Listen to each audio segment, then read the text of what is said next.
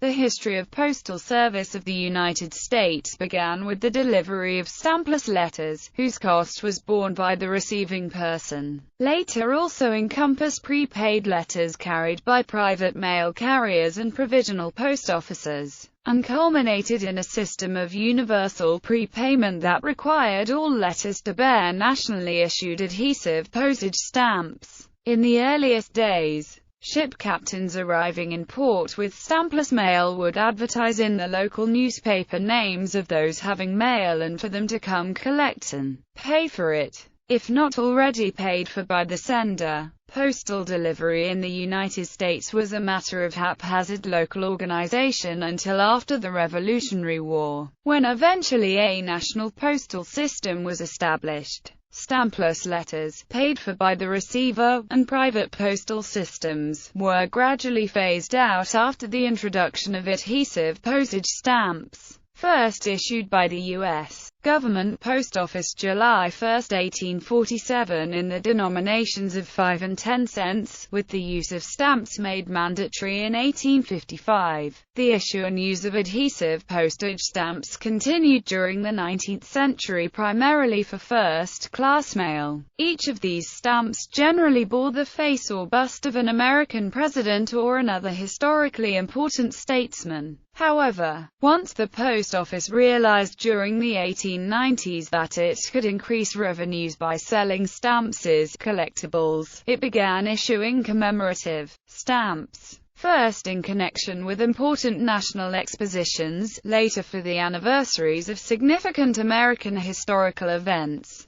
Continued technological innovation subsequently prompted the introduction of special stamps, such as those for use with airmail, Zeppelin mail, registered mail, certified mail, and so on. Postage due stamps were issued for some time and were pasted by the post office to letters having insufficient postage, with the postage due to be paid to the postal carrier at the receiving address. Today, stamps issued by the post office are self-adhesive, and no longer require that the stamps be licked to dissolve the glue on the back. In many cases, post office clerks now use postal value indicators, which are computer labels, instead of stamps. Where for a century and a half or so, stamps were almost invariably denominated with their values, the United States Post Office now sells non-denominated, forever, stamps for use on first-class and international mail. These stamps are still valid even if there is a rate increase. However, for other uses, adhesive stamps with denomination indicators are still available and sold. Early postal history. Postal services began in the first half of the 17th century, serving the first American colonies. Today, the United States Postal Service is a large government organization providing a wide range of services across the U.S. and its territories abroad. In the American colonies, informal independently run postal routes began in Boston as early as 1639, with Boston to New York City service starting in 1672. Officially sanctioned mail service began in 1692 when King William III granted to an English nobleman a delivery patent that included the exclusive right to establish and collect a formal postal tax on official documents of all kinds. The tax was repealed a year later, and very few were ever actually used in the 13 colonies, but they saw service in Canada and the British Caribbean islands. In the years leading up to the American Revolution, mail routes among the colonies existed along the few roads between Boston, New York and Philadelphia. In the middle 18th century, individuals like Benjamin Franklin and William Goddard were the colonial postmasters who managed the mails then and were the general architects of a postal system that started out as an alternative to the Crown Post, which was now becoming more distrusted as the American Revolution drew near. The postal system that Franklin and Goddard forged out of the American Revolution became the standard for the new U.S. Post Office and is a system whose basic designs are still used in the United States Postal Service today. Post offices and postmarks. In 1775, when Benjamin Franklin was appointed the first Postmaster General, the U.S. post office was born. So important was the Postmaster General that in 1829 this position was included among those in the President's cabinet. As America began to grow and new towns and villages began to appear, so too did the post office along with them. The dates and postmarks generated from these places often has provided the historian with a window into a given time and place in question. Each postmark is uniquely distinctive with its own name of state and town, in addition to its distinctive date.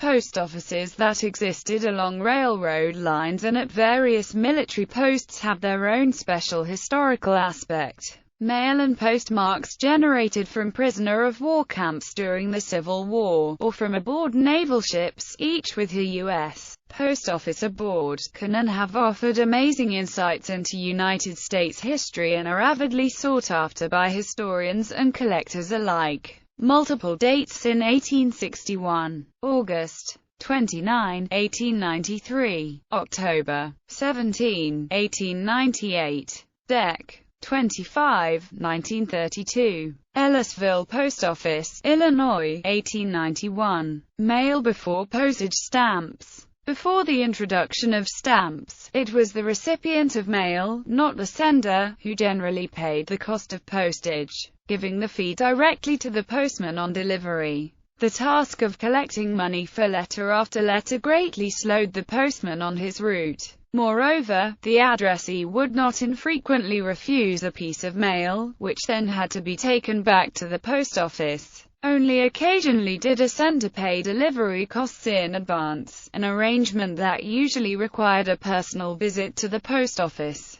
To be sure, postmasters allowed some citizens to run charge accounts for their delivered and prepaid mail, but bookkeeping on these constituted another inefficiency. Postage stamps revolutionized this process, leading to universal prepayment, but a precondition for their issue by a nation was the establishment of standardized rates for delivery throughout the country. If postal fees were to remain a patchwork of many different jurisdictional rates, the use of stamps would produce only limited gains in efficiency, for postal clerks would still have to spend time calculating the rates on many letters. Only then would senders know how much postage to put on them. Provisional issue stamps. The introduction of postage stamps in the UK in May 1840 was received with great interest in the United States. Later that year, Daniel Webster rose in the U.S. Senate to recommend that the recent English postal reforms, standardized rates and the use of postage stamps, be adopted in America. It would be private enterprise, however, that brought stamps to the U.S. On February 1, 1842, a new carrier service called City Dispatch Post began operations in New York City, introducing the first adhesive postage stamp ever produced in the Western Hemisphere, which it required its clients to use for all mail. This stamp was a three-issue bearing a rather amateurish drawing of George Washington, printed from line-engraved plates in sheets of 42 images. The company had been founded by Henry Thomas Windsor, a London merchant who at the time was living in Hoboken, New Jersey. Alexander M. Grieg was advertised as the Post's agent, and as a result, historians and philatelists have tended to refer to the firm simply as Grieg's City Dispatch Post, making no mention of Windsor. In another innovation, the company placed mail collection boxes around the city for the convenience of its customers. A few months after its founding, the City Dispatch Post was sold to the U.S. government, which renamed it the United States City Dispatch Post. The government began operation of this local post on August 16, 1842, under an act of Congress of some years earlier that authorized local delivery. Grieg, retained by the post office to run the service, kept the firm's original Washington stamp in use, but soon had its lettering altered to reflect the name change. In its revised form, this issue accordingly became the first postage stamp produced under the auspices of a government in the Western Hemisphere. An Act of Congress of March 3, 1845, established uniform postal rates throughout the nation, with a uniform rate of 5 cents for distances under 300 miles and 10 cents for distances between 300 and 3,000 miles. However, Congress did not authorize the production of stamps for nationwide use until 1847. Still, postmasters realized that standard rates now made it feasible to produce and sell provisional issues for prepayment of uniform postal fees, and printed these in bulk. Such provisionals included both prepaid envelopes and stamps, mostly of crude design, the New York Postmaster's provisional being the only one of quality comparable to later stamps. The provisional issues of Baltimore were notable for the reproduced signature of the city's postmaster, James M. Buchanan, a cousin to President James Buchanan. All provisional issues are rare, some inordinately so. At a Siegel Gallery auction in New York on March 2012, an example of the Millbury provisional fetched $400,000, while copies of the Alexandria and Annapolis provisionals each sold for $550,000. 11 cities printed provisional stamps in 1845 and 1846. Alexandria, Virginia; Annapolis, Maryland; Baltimore, Maryland; Boscawen, New Hampshire; Brattleboro, Vermont; Lockport, New York; Millbury, Massachusetts; New Haven, Connecticut; New York, New York; Providence, Rhode Island; St. Louis, Missouri. The 1845 Congressional Act did, in fact, raise the rate on one significant class of mail, the so-called drop letter, i.e., a letter delivered from the same post office that collected it. Previously 1 cent, the drop letter rate became 2 cents. First national postage stamps. Congress finally provided for the issuance of stamps by passing an act on March 3, 1847, and the Postmaster General immediately let a contract to the New York City engraving firm of Rawdon, Wright, Hatch, and Edson. The first stamp issue of the U.S. was offered for sale on July 1, 1847, in New York City, with Boston receiving stamps the following day and other cities thereafter. They consisted of an engraved 5-cent red-brown stamp depicting Benjamin Franklin, and a 10-cent value in black with George Washington. Like all U.S. stamps until 1857, they were imperforate. The 5-cent stamp paid for a letter weighing less than 1 ounce and traveling less than 300 miles. The 10-cent stamp for deliveries to locations greater than 300 miles, or twice the weight deliverable for the 5-cent stamp. Each stamp was hand-engraved in what is believed to be steel, and laid out in sheets of 200 stamps. The 5-cent stamp is often found today with very poor impressions because the type of ink used contained small pieces of quartz that wore down the steel plates used to print the stamp. On the other hand, most 10-cent stamps are of strong impressions. A fresh and brilliantly printed 5-cent stamp is prized by collectors. The use of stamps was optional. Letters could still be sent requiring payment of postage on delivery. Indeed, the post office issued No. 2-cent value for prepaying drop letters in 1847, and these continued to be handled as they had been. Nevertheless, many Americans took up using stamps. About 3,700,000 of the 5 and about 865,000 of the 10 were sold, and enough of those have survived to ensure a ready supply for collectors.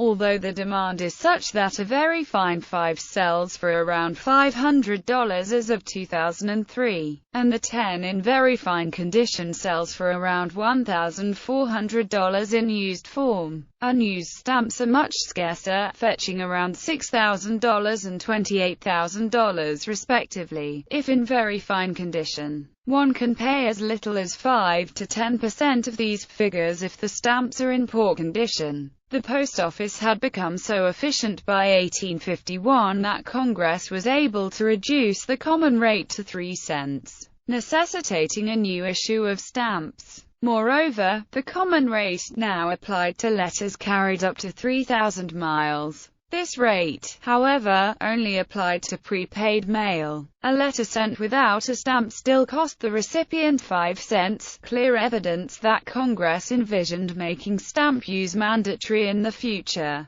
The 1-cent drop letter rate was also restored, and post office plans did not at first include a stamp for it. Later, however, an essay for a 6-cent Franklin double-weight stamp was converted into a drop letter value. Along with this one stamp, the post office initially issued only 2 additional denominations in the series of 1851. 3 and 12, the 3 stamps going on sale that July and August. Since the 1847 stamps no longer conformed to any postal rate, they were declared invalid after a short period during which the public could exchange old stamps for new ones. Ironically, however, within a few years the post office found that stamps in the old denominations were needed after all, and so added a 10 value to the series in 1855, followed by a 5 stamp the following year. The full series included a 1 profile of Franklin in blue, a 3 profile of Washington in red-brown, a 5 portrait of Thomas Jefferson,